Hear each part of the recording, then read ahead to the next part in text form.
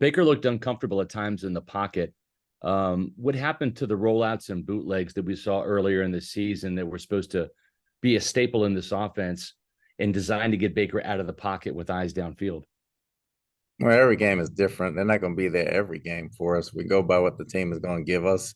Going into the ball game, they were rushing for it. It was good for him to sit back in the pocket. When they didn't really send more than we could block, he had time to throw the football. So we were okay there. We just got to get open down the field, and then we got to sustain longer. But the plays getting out of the backfield, you can see going up the field, going into the game, they were pretty fast on the outside. So we dropped them back a little more.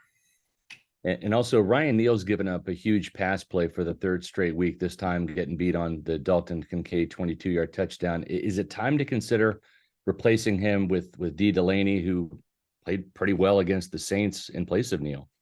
I think if you knew what the coverage was supposed to be, you wouldn't be blaming Ryan. Okay. Can you elaborate on that? Not. We talk about everything in the meetings. We handled it. Okay. Thanks, Coach. Yep. Greg Allman. Sorry about that, Coach. I know it can be hard to see flags thrown on Hail Mary plays in general. When you look at that play at the end of the game last night, is it something where you have any expectation of a flag? Would you like to have seen a flag there? I mean, they're all like that at the end of the ball game. When the ball's in the air, you're not really looking for flags. The defense is trying to box out. The offense is trying to get position. Very rarely are you going to see a flag on that play. You either make the catch and get it up in the air and get a tip ball, or you don't. If you can take us through the sequence of events in pregame in terms of when you guys knew that Vita Vea wasn't going to be able to go, and then also when Logan Hall hurt himself, and obviously this is not the kind of game you want to spot two defensive linemen or most of two defensive linemen against. Just how that came out before the game. Well, Vita warmed up. He was fine straight ahead, but he had problems going side to side, and the groin gave him problems, so we had to keep him out. Logan had to fight through it, and he was kind of sore before the game. He wanted to play. Surprised he went as long as he did before he went out in the fourth quarter. So we kind of knew that both guys were nicked up, and we had our other guys ready to go. Thank you. We'll go to JC Allen. If any media have questions, please raise your hand. Coach, when you look at it, Ryan Neal, some of his struggles, it seems like he's better suited to play in the box, just seeing what he did last year. And I know you like to get Antoine Winfield down there, and that puts Neal back at free safety. Has that been part of any of his struggles, is just kind of not playing him where he excels at? He is better in the box, but we're not giving him anything that he can't excel at when we put him back there. We're not asking him to do anything difficult from that aspect. We just got to read our keys better all the way around. And as far as sticking with the secondary, Carlton Davis and Jamel Dean, they're two of the better man cover cornerbacks in the league with their ability to be physical at the line of scrimmage, bump and run, and play really tight coverage. But it seems like they're playing a lot of zone week in and week out and not doing what they do best. Is there a concentrated effort to kind of put them in positions where they can fully utilize their skill set to their maximum potential? I would love to, but being that there's 5 receivers and we don't have 5 man-to-man guys, it's kind of hard. You put some other people in danger when you do that. We played a little more man last night than normally that we play, but you got to think of everybody and everybody's situation, not just those 2 guys. Thanks. Scott Reynolds. Coach, Joe Tryon-Shoyinka looked a little bit invisible out there as a pass rusher last night. Your pass rush didn't get home nearly as often as you wanted to. When you looked at the film, what did you see across the board from your pass rush last night? We didn't get much pressure at all. I thought across the board we struggled a little bit, and we got to have better from all the way around, from outside to inside. Joey Knight. Todd, can you hear me all right? Yep, I'm good. It looked like Tristan was really fighting through something last night. How did he seem afterward? Any update on him? He's sore. He hadn't come in yet, so I don't have an update on him yet. We'll evaluate him once he comes in and see where he's at. All right, thanks.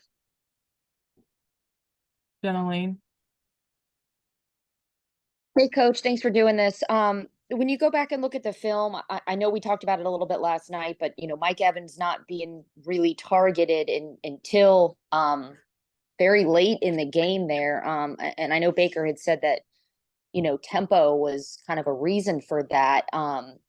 Is there thought to doing more of those up-tempo plays? I know it's hard to do that when you're in an opposing environment, but just has there been any more thought to kind of doing that? Or I guess what jumped out at you when you looked at the tape as to why it was so difficult for Evans to be more involved? I mean, there's always thought in doing tempo more. But when we did tempo more in the past, that's where a lot more penalties occurred, and they're occurring without the tempo. So we're looking to getting back to it. Thanks. JC Allen. Coach, on the offensive side, we keep hearing we're close. But what does that mean?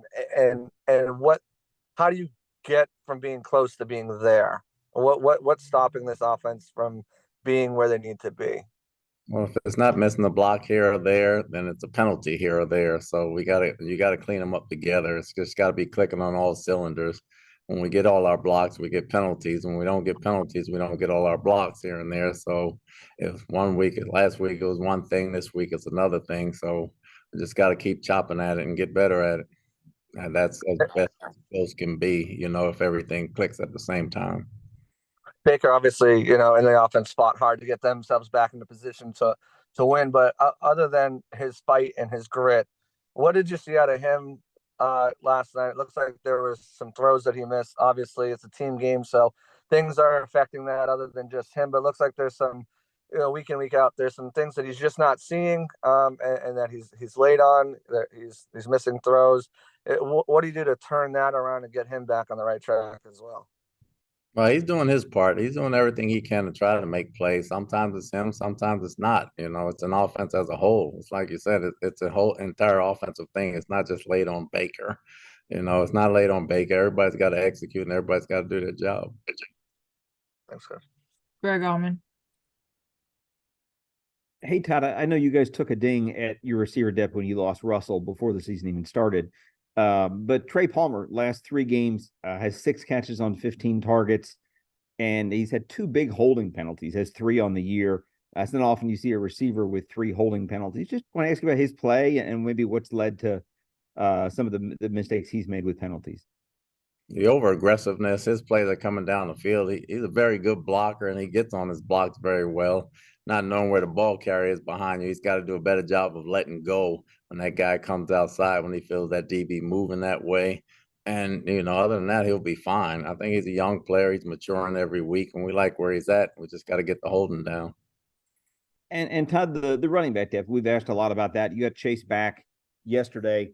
I think Rashad played 82% of the offensive snaps. Obviously, there hasn't been a ton of production from the backup backs, but are you okay leaning on him to play that much? Obviously, he's gotten more involved in the passing game as well.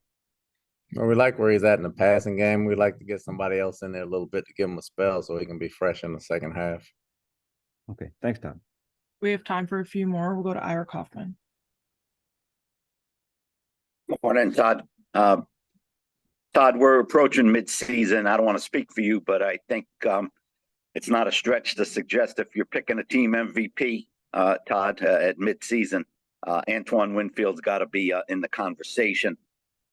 Todd, whether it's his leadership, making big plays all over the field, how proud are you of what Winfield's doing right now? The way he's playing right now is unbelievable, for being so young of a player. He's still early in his career. The things he's doing right now is kind of like a 7th, 8th year player that's doing it, that's been around for a while.